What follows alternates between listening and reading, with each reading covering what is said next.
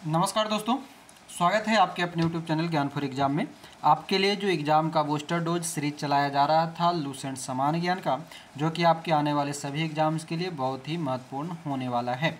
चाहे वो बीपीएससी आपका सितंबर में है, ग्रुप डी आपका चल रहा है या आगे कोई भी एग्ज़ाम हो, आप कभी भी ये वीडियो देख रहे होंगे, हमेशा ये आपके लिए इम्पॉर्टेंट रहेगा।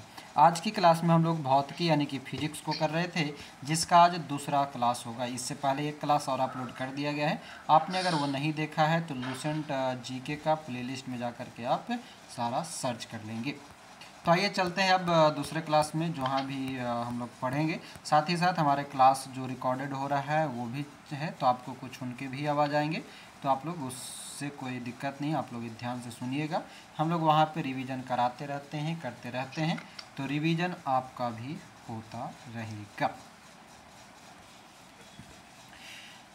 देखिएगा, आज का जो क्लास है वो अभी केंद्रीय बल से होगा ना।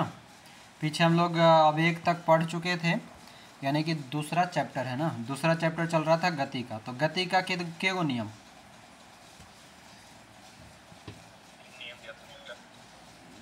गति का 3 नियम। चलिए, और ये बताइएगा कि न्यूटन के गति के किस नियम से बल का व्यंजक प्राप्त होता है?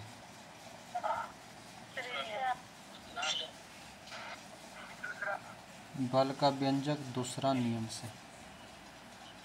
हम एक दिन चूहा के मर्डर कर देंगे, समझे। मेरा चार्जरवा खैले जा रहा है, डेली कुछ न कुछ काट रहा है, पूरा चार्जर काट दिया जहाँ तहाँ से।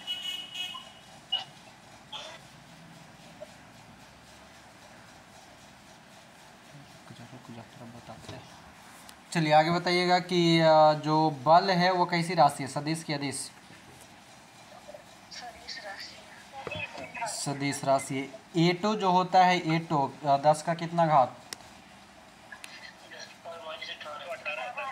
10 पे पावर -18 एटो, और +18 रहेगा तो एक्सा। और डेका कितना होता है? डेका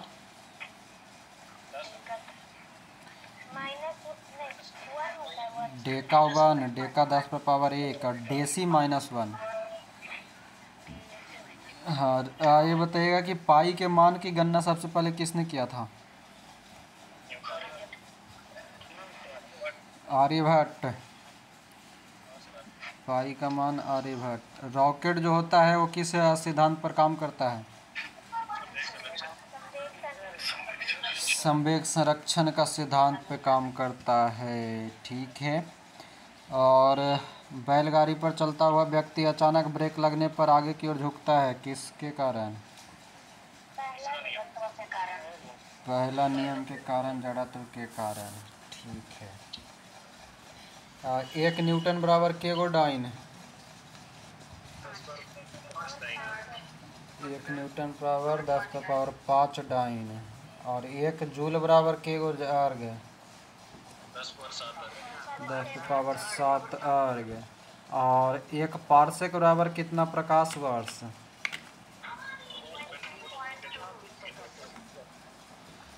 3.26 प्रकाश वर्ष। 1 प्रकाश वर्ष बराबर कितना मीटर?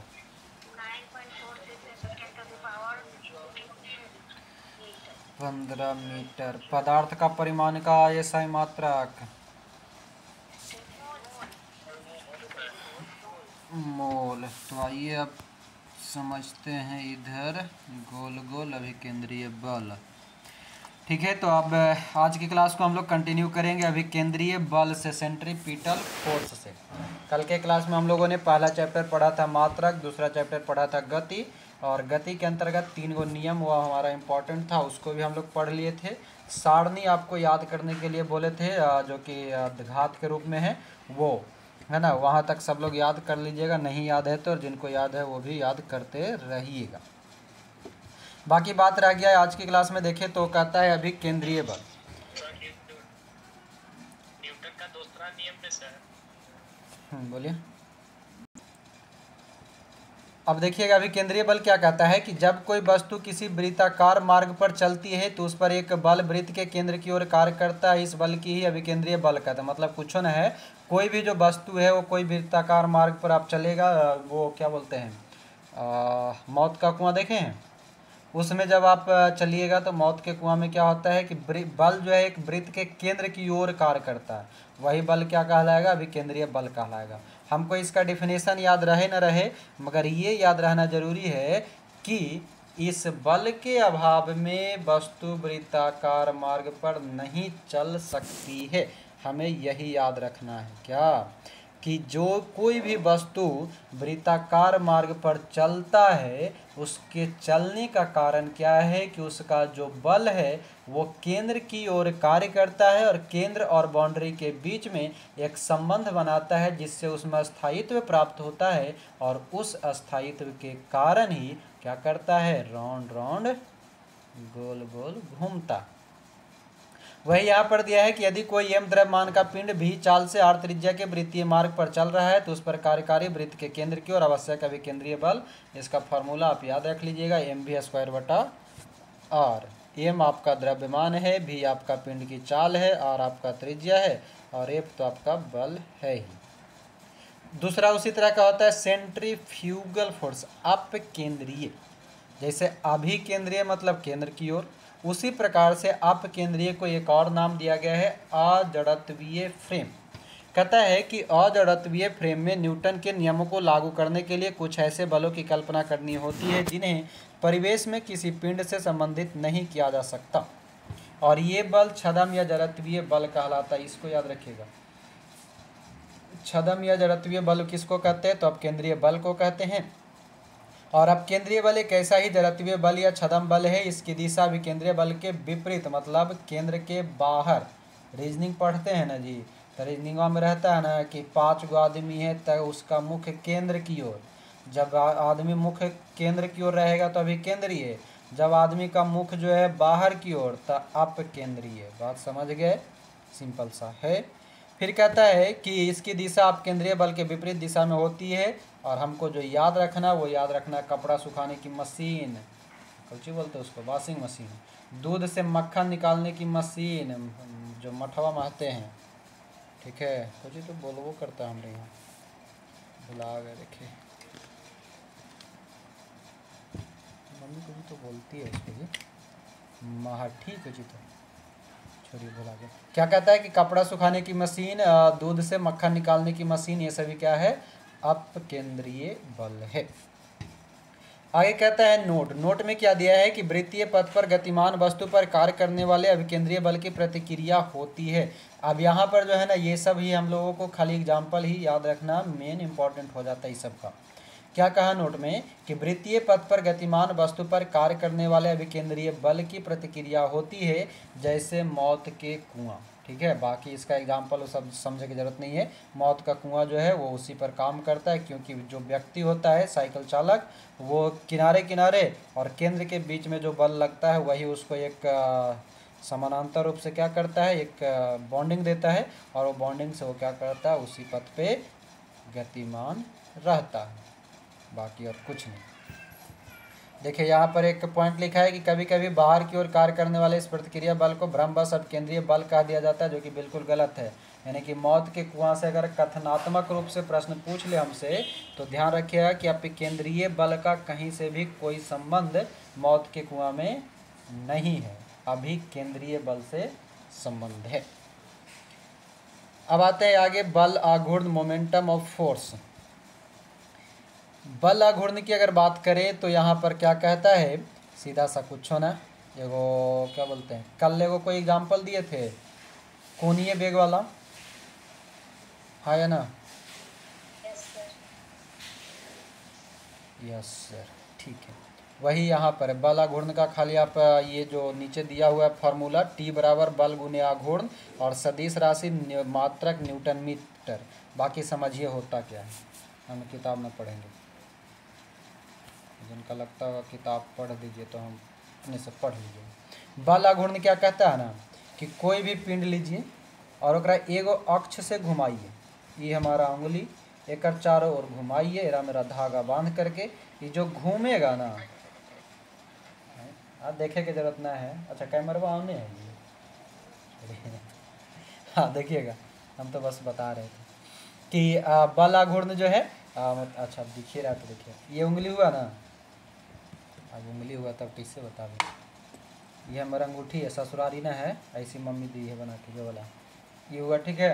अच्छा नहीं, ये देखिए ये है, इसको चारों तरफ घुमाइए, ये वाला घूम रहा है ना, तो यही जो घूम रहा है यही वाला क्या है, आपको जो घूमने की प्रवृत्ति अक्ष के चारों ओर है ना, इसको वही बल क्या कहलाता है, बला घूर्ण कहलाता है। मतलब कि लंबवत घूमता। अगर इसमें एगो धागा बांध करके आप उंगली में ऐसे घुमाइए, रुकिए,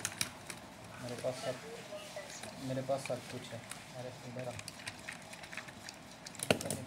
हाँ ये देखिए, ये वाला ये घूम रहा है, मोबाइल में लग गया मेरा ये देखिए ये घूम रहा है ना जी।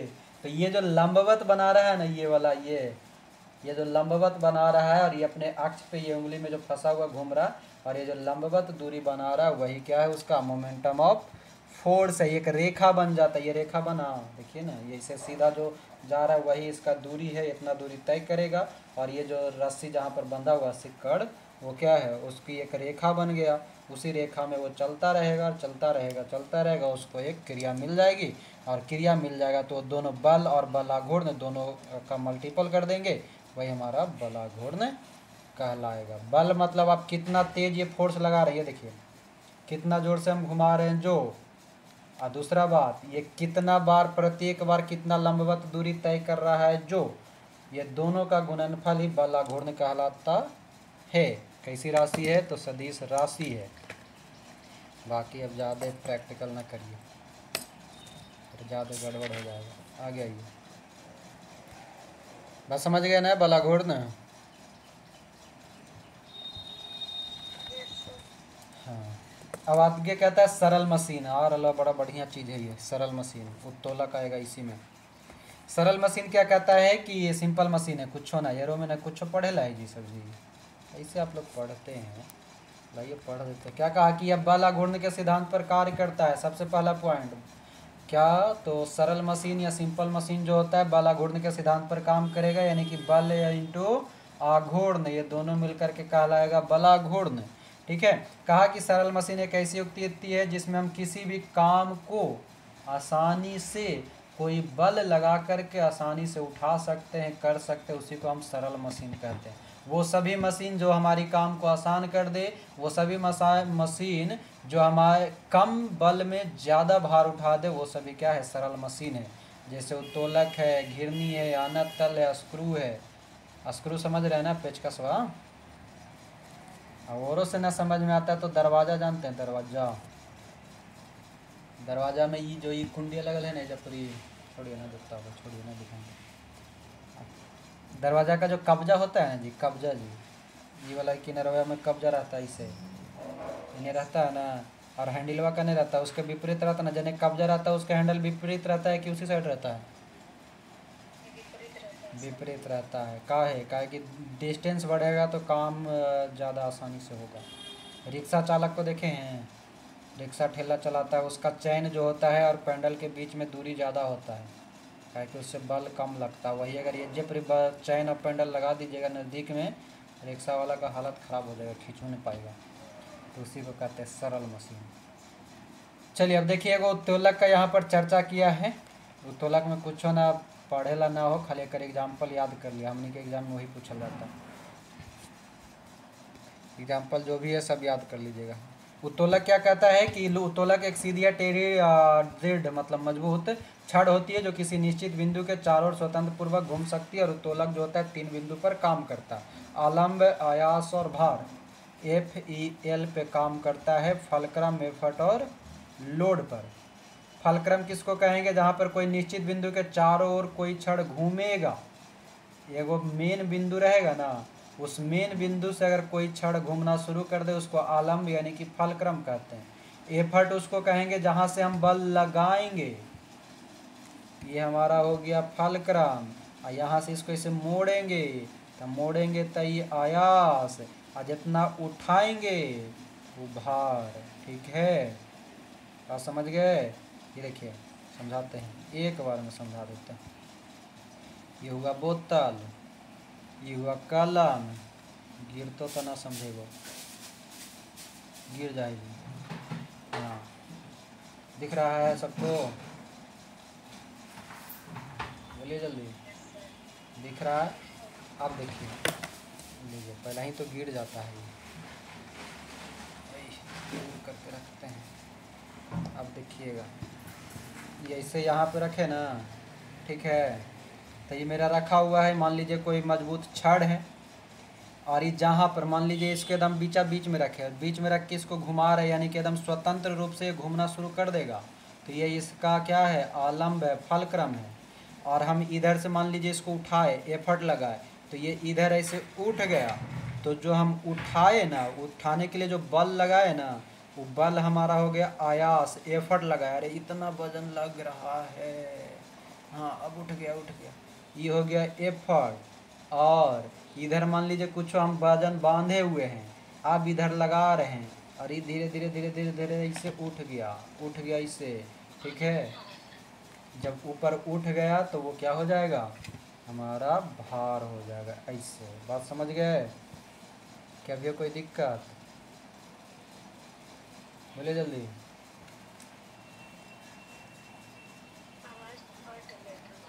आवाज भी कट गया।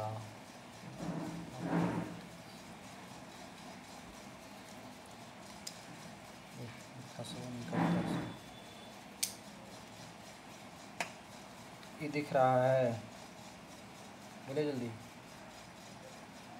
ये दिखा, इसको चारों तरफ घुमाइए, ये आपका आलम्ब। इधर से एफर्ट लगाइए, आयास, जितना वजन आप उठा लेंगे उसका भार। अब बाद में समझिएगा बाकी। आइए आगे बढ़ते हैं। तीनों समझ गए, आलम्ब, आयास और भार। अब आइए उत्तोलक के प्रकार में। उत्तोलक के प्रकार आएंगे। उत्तोलक के प्रकार क्या कहता है, 3 प्रकार का होता है। इसका सबका एग्जाम्पल आप लोग याद रख लीजिएगा, ठीक है। बाकी कुछ और पूछ देगा तो सब आपका गलती, मेरा ना। पहला श्रेणी का उत्तोलक क्या कहता है कि इस वर्ग के उत्तोलक में आलम्ब जो होता है वो एफ, आयास ई तथा भार डब्ल्यू के बीच में स्थित होता है। हम आपको आलम्ब, आयास और भार समझा दिए, उसको इमेजिन कीजिएगा, खुद से उस पर ट्राई कीजिएगा, आपको याद आ जाएगा। बाकी क्या कहा कि प्रथम श्रेणी के उत्तोलक में जो यांत्रिक लाभ होता है वो 1 से या तो अधिक होगा, 1 के बराबर होगा, या 1 से कम होगा। यानी कि 1 के बराबर, अधिक या कम हो सकता है पहला श्रेणी में। जैसे कैंची, पिलास, इंडासी, कील, उखाड़ने की मशीन, शीश झूला, साइकिल का ब्रेक, हैंडपम्प, इस सब का आप लोग को रट लीजिएगा, और कुछ नहीं, से ज़्यादा नहीं पूछता है। अब कहिएगा गुरुजी खाली रटवा रहे हैं, तो फिलहाल के समय पे रटना ही पड़ेगा। जब थ्योरी क्लास सही से करवाएंगे तब समझिएगा एग्जाम्पल सही, ठीक है। नहीं तो समझावे लगेंगे तब बिहान हो जाएगा। सारे लोग राजी हैं ना इससे? हाँ या ना? यस सर, राजी नहीं है तो भी आप बोलेंगे रट लीजिए। बाकी रट लीजिएगा, ठीक है। दूसरा श्रेणी में उसी तरह से सरावता, नींबू निचोड़ने की मशीन, एक पहिया जो कूड़ा ढोने वाला रहता है वो वाला, और कूड़ा ढोने वाली जो गाड़ी होता है, ये सब रट लीजिएगा दूसरा श्रेणी का। तीसरा में आपको याद रख लेना चिमटा और अपना हाथ, वो तीसरा श्रेणी का उत्तोलक आ जाएगा। बाकी कुछ नहीं। एग्जाम्पल सारे लोग रट लीजिएगा, उसके बाद छूटेगा तब हमको बताइएगा, फिर से एग्ज़ाम दिलवाएंगे। गुरुत्व केंद्र पे आइएगा, सेंटर ऑफ ग्रेविटी, ये भी सब फालतू हुए हैं। डेफिनेशन हम लोग से पूछता नहीं है, फिर भी आप जान लीजिए कि किसी वस्तु का गुरुत्व केंद्र वह बिंदु होता है जहां वस्तु का समस्त भार कार्य करता है। मतलब एकदम बीचों बीच, मिडिल पॉइंट, जहां पर गुरुत्व केंद्र वहाँ होगा जहां पर वस्तु का पूरी की जो पूरी वजन होता है ना, भार जो होता है ना, उसी केंद्र पर काम करेगा, वही गुरुत्व केंद्र कहलाता है, चाहे वस्तु जैसा भी रखा हो। हमको याद रखना क्या है कि वस्तु का भार गुरुत्व केंद्र से ठीक नीचे की ओर कार्य करता है। हमको यही याद रखना है, वस्तु का भार क्या है, गुरुत्व केंद्र से ठीक नीचे। ऐसा ना हो कि कहिएगा कि गुरुत्व केंद्र से ऊपर की ओर लगेगा। अरे गुरुत्वाकर्षण बल नीचे है तो नीचे ही ना लगेगा, कॉमन सोचे वाली बात है। कहता आता है गुरुत्व केंद्र पर वस्तु के भार के बराबर ऊपरीमुखी बल लगाकर हम वस्तु को संतुलित कर सकते हैं। मतलब ये कर रहा है कि अगर कोई वस्तु नीचे की ओर गिर रहा है, ठीक है, मान लीजिए कोई 5 किलो का वस्तु है, तो वो कर नीचे से गुरुत्वाकर्षण 5 केजी लग रहा है, तो अगर हम ऊपर से भी कोई ऐसा बल लगा दें जिससे कि क्या हो कि वो 5 केजी ऊपर ही बराबर हो जाए, तो वस्तु क्या होगा, एकदम बीचा बीच में एकदम झूलते रहेगा, ठीक ना। तो उसको कहते हैं गुरुत्व केंद्र के अंतर्गत उसका विरोधाभास। ठीक, जैसे चुंबक ही ले लीजिए, चुंबक 2 ले लीजिए, उसके बीच में एगो लोहा रखिए और दोनों तरफ बराबर बराबर आप डिस्टेंस रखिए, जिससे कि वो और दोनों चुंबक एक समान होना चाहिए। देखिएगा कि वो जो रहेगा वो झूलते रह जाएगा, नीचे भी रह जाएगा एगो लटकल, ऊपर रह जाएगा, बीचवा में बेचारा सोचते रहेगा कन्ने जियो तू मेरी है, तो कहेगा नहीं ये मेरी है। कौन सा एगो फिल्म में है ना, गुलाब के फुलवा फेंकता है, एक पंखुड़िया गुलाब की कमल,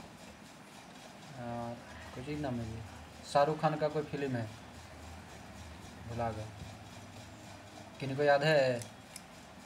फिर हम गुलाबा का फुलवा फेंकता है ये कब?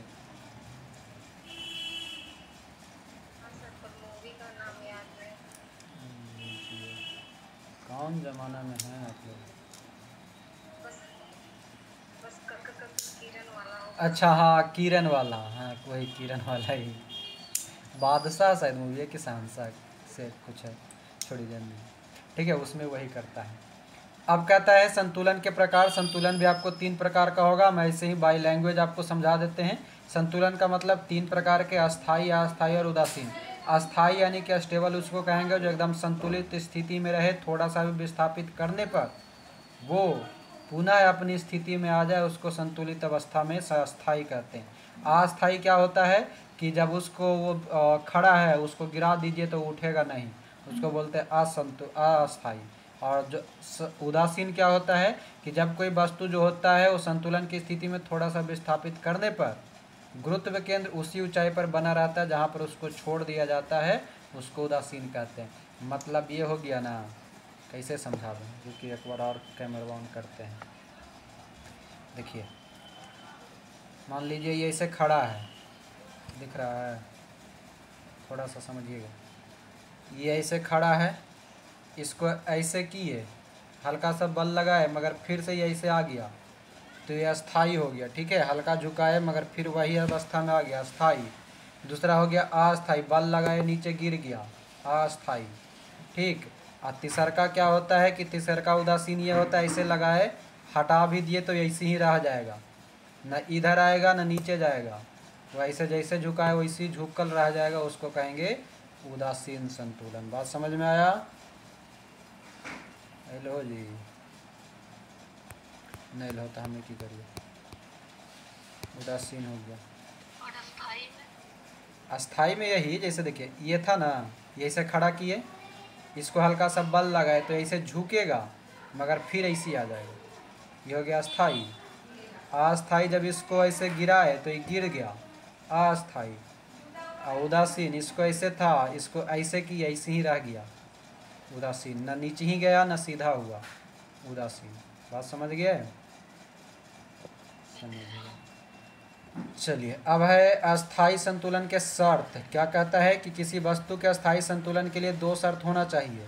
वस्तु का गुरुत्व केंद्र अधिकाधिक नीचे होना चाहिए, मतलब नीचे की ओर। गुरुत्व केंद्र से होकर जाने वाली ऊर्ध्वाधर रेखा वस्तु के आधार से गुजरनी चाहिए। आधार मतलब पूरा बीचों बीच से जाएगा तभी ये संतुलित रहेगा। देखिए हम संतुलित करते नहीं रहता, मतलब इसके बीचों बीच से ऊर्ध्वाधर नहीं जाता, नीचे गोल नहीं है तो कैसे जाएगा, ठीक है। इसे खड़ा कर दीजिए, ऐसे खड़ा कर दीजिए, मतलब ये हो गया अस्थाई संतुलन के लिए गुरुत्व केंद्र नीचे होना चाहिए, ऊर्ध्वाधर रेखा वस्तु के आधार से होकर गुजरनी चाहिए। ये हमारा क्या कहलाता है, अस्थाई संतुलन के शर्त है। और इसी अस्थाई संतुलन के शर्त के साथ हमारा चैप्टर नंबर 2 कंप्लीट हुआ। यहाँ तक में किसी को कोई दिक्कत है तो जल्दी से 1 सेकंड में बोलिएगा।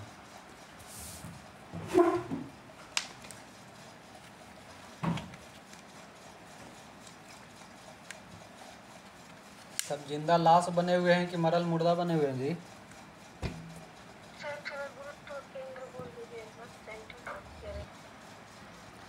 अब देखेंगे तीसरा नंबर चैप्टर है हमारा कार्य, ऊर्जा और शक्ति। यहाँ से 2-4 प्रश्न पूछा जाता है और मेन पूछा जाएगा ऊर्जा से, ठीक है। तो देखिएगा क्या कहता है। कार्य यानी कि वर्क कहता है कि कार्य की माप लगाए गए बल तथा बल की दिशा में वस्तु के विस्थापन के गुणनफल के बराबर होता है। कार्य क्या कह रहा है, बल तथा बल की दिशा में, मतलब सीधा सा बात है कि विस्थापन होगा तभी हमारा कार्य होगा। हम इस दीवार को ढकेलते बैठेंगे, दिनों भर ढकेलेंगे, कुछ विस्थापन नहीं होगा तो वो कार्य हमारा नहीं कहलाता है। वही कह रहे हैं कि कार्य क्या है, तो एक तरह का अदिश राशि और इसका एसआई मात्रक होता है जूल। न्यूटन के कर मात्रक है, न्यूटन बताइएगा किसका मात्रक, बल का मात्रक है, ठीक है। तो कह रहा है कि कार्य क्या है, तो इसका मात्रक जूल है और कार्य बराबर होता है बल गुना विस्थापन। कैसा होता है, बल गुना विस्थापन, यानी कि आप कार्य तभी कहलाएगा जब आपका विस्थापन हो। मान लिया जाए आप सर पे 50 kg का बोरा रखे हुए हैं, ठीक है, और आप एक डेग भी चल नहीं रहे हैं तो आपका काम नहीं कहलाएगा, ठीक। विस्थापन एक डेग चल दीजिएगा तो आपका विस्थापन कहलाएगा। नोट कहता है कि यदि बल एफ तथा विस्थापन एस के मध्य थीटा डिग्री का कोण बनाता है तो डब्ल्यू बराबर एफ एस कॉस थीटा होता है। अब हमारा कॉस थीटा के माने नहीं याद रहता, हम कैसे बनाएंगे ये सब। कॉस थीटा मतलब ये कितना, 0 degree, 30 degree, 45 degree, 90 degree, 180 degree. ये 5 6 वैल्यू होता है, ट्रीगो में पढ़ना होता है साइंस में, ठीक है। तो उसको पढ़िएगा, जब क्वेश्चन वगैरह देता है तो उससे पूछा जाता है, ठीक है। तो ये हो गया। फिर कहता है ऊर्जा। ऊर्जा यानी एनर्जी, किसी वस्तु की कार्य करने की क्षमता, कार्य करने की ही क्षमता क्या कहलाता है, ऊर्जा कहलाता है। मतलब कि आप कोई काम को करने के लिए कितना ऊर्जा लगा रहे हैं, नहीं कहता एकदम ऊर्जावान है। ऊर्जावान है मतलब क्या है कि ये एनर्जेटिक है, इसमें बहुत एनर्जी है कि वो काम को करता रहता है, उसको कहते हैं ऊर्जा। ऊर्जा भी क्या है, तो एक तरह का अदिश राशि है और इसका भी मात्रक जूल होता है। यानी कि कार्य और ऊर्जा जो है एक दूसरे के समान अदिश राशि और मात्रक जूल है। कार्य द्वारा प्राप्त ऊर्जा यांत्रिक ऊर्जा कहलाती है और जो कि 2 प्रकार का होता है। यांत्रिक ऊर्जा 2 प्रकार का होता है, एक गतिज ऊर्जा, दूसरा स्थितिज ऊर्जा। गतिज ऊर्जा उसको कहेंगे जो काइनेटिक एनर्जी होता है, स्थितिज ऊर्जा उसको कहेंगे जो पोटेंशियल एनर्जी होता है। कहेंगे गुरुजी तो इंग्लिश हो गया है, परिभाषा बताइए ना। तो गतिज ऊर्जा उसको कहेंगे जिसमें गति रहेगा, सीधा सा एक शब्द में। गतिज ऊर्जा उसको कहेंगे जिसमें किसी को काम करने के लिए गति की आवश्यकता हो, यानी कि किसी भी वस्तु में उसकी गति के कारण कार्य करने की जो क्षमता आ जाती है उसे उस वस्तु की गतिज ऊर्जा कहते हैं। और यदि ए में द्रव्यमान का कोई वस्तु भी वेग से चल रहा है तो गति ऊर्जा क्या हो जाएगा, 12mv² होता है। क्या होता है, काइनेटिक एनर्जी का फॉर्मूला याद रखिएगा, 12mv² होता है। दूसरा होता है स्थितिज ऊर्जा, वही जो स्थिति रहे, स्थिर रहे। जब किसी वस्तु में विशेष अवस्था या स्थिति के कारण कार्य करने की क्षमता आ जाए उसे स्थितिज ऊर्जा कहते हैं। बात समझ गए, इसका सब उदाहरण याद रखिएगा। बांध बनाकर इकट्ठा किए गए पानी की ऊर्जा, घड़ी की चाबी में संचित ऊर्जा, तनी हुई स्प्रिंग या कमानी की ऊर्जा, गुरुत्व बल के विरुद्ध संचित स्थितिज ऊर्जा का व्यंजक होता है P बराबर mgh। यहाँ पर m आपका हो जाएगा द्रव्यमान, h हो जाएगा ऊंचाई, g हो जाएगा गुरुत्वीय त्वरण, गुरुत्वजनित त्वरण, ठीक ना। देखिए जैसे कि हमारे हाथ में कुछ दिख रहा है, हमारे उंगलियों में कुछ दिख रहा है जी, बोले जल्दी, दिख रहा है। तो ये देखिए कजी तो बोलते हैं इसको, हाँ बलिया में जो लगाते हैं वही है, कुछ बोलते हैं अच्छा कलचर है, ठीक है। सब कलचर लगा लगा के लड़कियाँ सब कल्चर बिगाड़ दी, ठीक है, छोड़ी जो भी है क्या कह रहे हैं, ये कलचर है जो भी है, हम मेरा कुछ बोलते हैं जो भी है, ठीक है। अब इसमें देखिए ये जो है ना, ये हमारे उंगलियों को दबा रहा है, ये दबाइले है, दबा रहा लेने जी, कि मेरा उंगली दबा रहा है। इसमें अभी बताइए तो कौन सा ऊर्जा है, गतिज ऊर्जा है कि स्थितिज ऊर्जा है? जो बता देंगे 1 रुपया।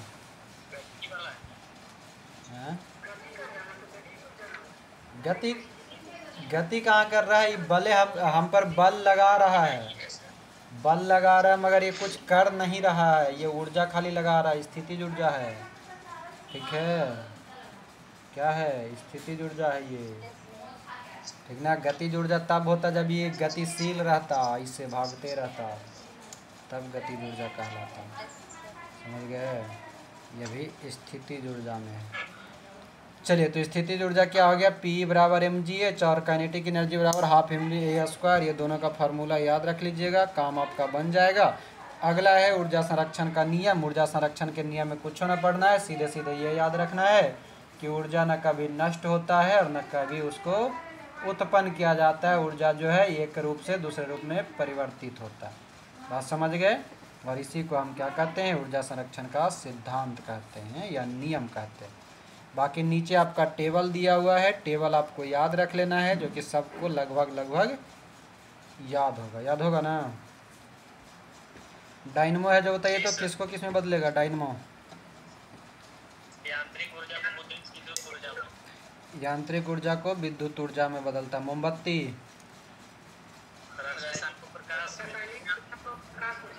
रासायनिक ऊर्जा को प्रकाश एवं ऊष्मा ऊर्जा में। जो सुतल हैं सब जाग जाइए, न तो हम पानी डाल देंगे यहीं से 2-4 बाल्टी। माइक्रोफोन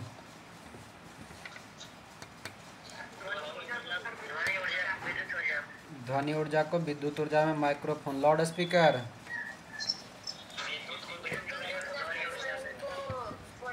विद्युत ऊर्जा को ध्वनि ऊर्जा में लाउड स्पीकर। सोलर सेल सौर ऊर्जा को विद्युत ऊर्जा में सोलर सेल। ट्यूबलाइट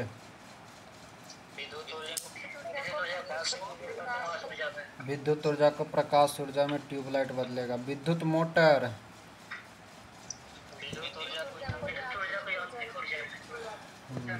यांत्रिक ऊर्जा में। विद्युत बल्ब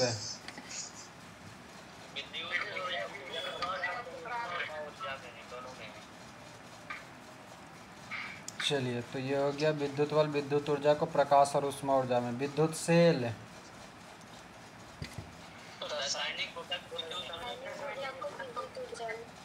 रासायनिक और विद्युत में। और सितार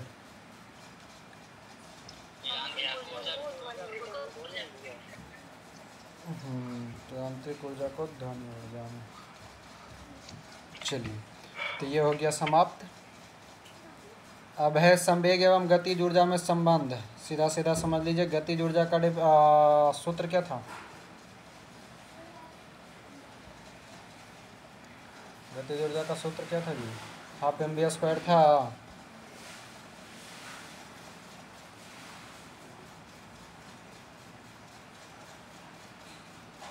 गतिज ऊर्जा हाफ mv² हो जाएगा, है ना। और उसी में जब क्या बोला कि यहाँ पर देखिए, कहता है संवेग को दुगना करने पर गतिज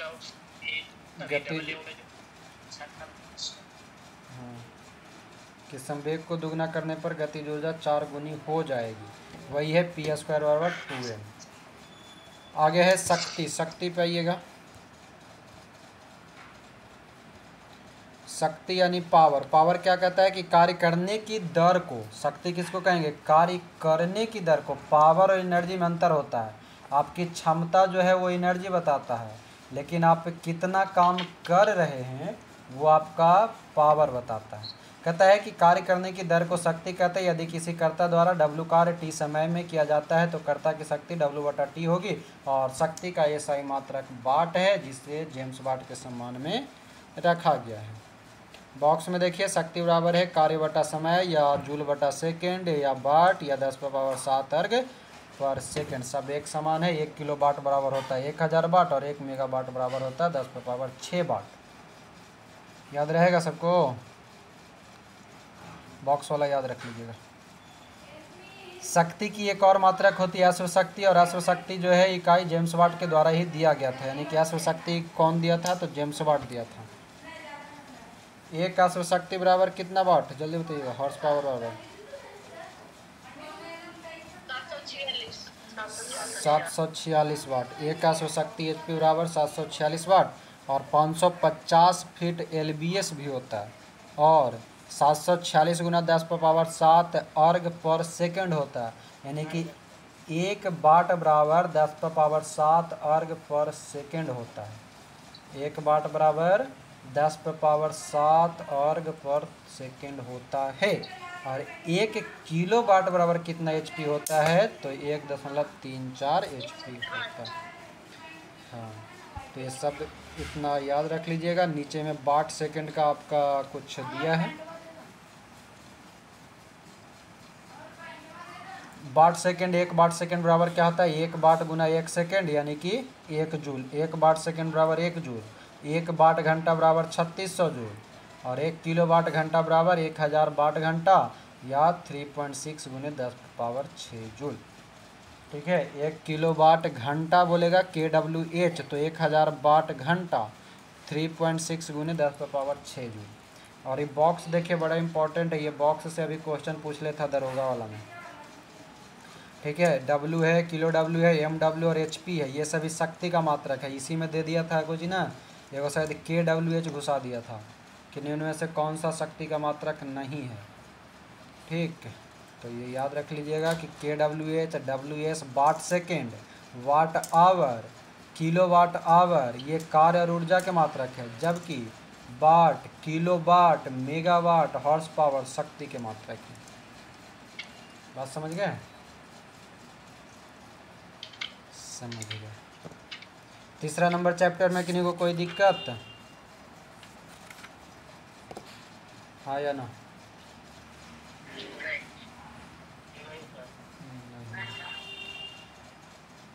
चलिए, तो ये तीसरा नंबर चैप्टर तक ही आज रहने देते, ठीक है, क्योंकि गुरुत्वाकर्षण थोड़ा बड़ा है, इसको कल सेपरेट कर लेंगे। और गुरुत्वाकर्षण वाला कल क्लास कर लीजिएगा, बड़ा इंपॉर्टेंट है। इसमें जी का मान वाला, पोल पे, विषुवत रेखा पे, ये सभी कल का क्लास इंपॉर्टेंट रहेगा। और साथ में अगला दाब है, दाब से भी कुछ क्वेश्चन आता ही है, यानी कि कल 2-3 चैप्टर छोटा छोटा है जो कि इम्पॉर्टेंट है। फिर 7वां चैप्टर थोड़ा सा छोड़ने वाला रहता है, उसका उदाहरण काम का चीज़ है। श्यानता भी लगभग इग्नोर मार के चल सकते हैं और उसको झटके में निकाल देंगे। 4-5 गो चैप्टर फिर जो है वो आपका झटके में निकलने वाला है। मज़ा आएगा कब? तरंग पढ़ेंगे तब। तरंग से शुरू होगा मज़ा वाला चैप्टर फिजिक्स का, उसके बाद फिर बीचवा में बोर करने वाला है, फिर आएगा प्रकाश पढ़ेंगे तब मज़ा वाला जो काम का है। चलिए कोई नहीं, सब काम का है। मिलते हैं अगले वीडियो में, अगले क्लास में। अभी के लिए आप सभी को दोस्तों धन्यवाद, यहाँ तक आप बने हुए हैं तो। और अगले क्लास में भी आप अगला वीडियो ज़रूर देख लीजिएगा, है ना। और साथ ही ऑब्जेक्टिव भी इसका कराया जा रहा है, ऑब्जेक्टिव भी आप लोग देखते रहिएगा। बाकी आगे आपकी मर्ज़ी, देखना है देखिए, नहीं देखना है नहीं देखिए, घाटा आपका है इसमें, तेरा घाटा मेरा कुछ नहीं जाता। तो मिलते हैं अब अगले वीडियो में। अभी के लिए आपका बहुत बहुत धन्यवाद। जय हिंद।